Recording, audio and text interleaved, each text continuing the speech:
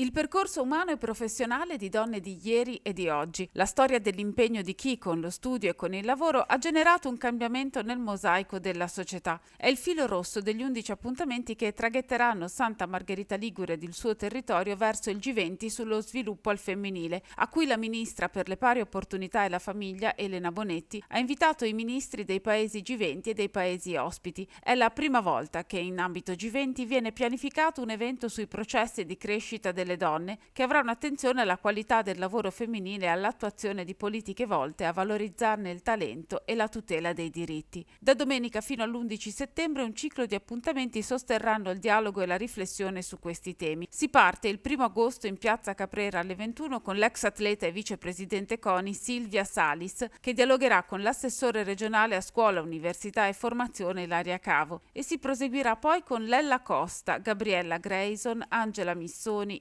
Elisabetta Pozzi e tante altre ancora in un percorso costruito dal Comune con Regione e Università di Genova. La popolazione studentesca si tinge sempre più di rosa e a tutte queste donne io dico di credere nell'elemento della cultura che porta consapevolezza delle proprie potenzialità. L'Università di Genova è una delle università che davvero dedica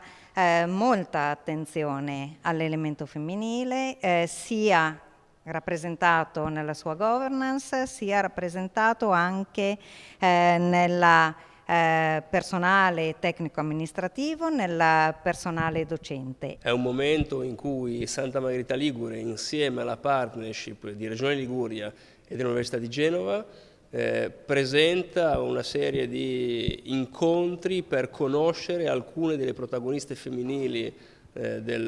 italiane, sia da un punto di vista biografico, esperienziale e professionale, e nel contempo presenta una serie di spettacoli che anche artisticamente ci raccontano il punto di vista femminile sulla vita.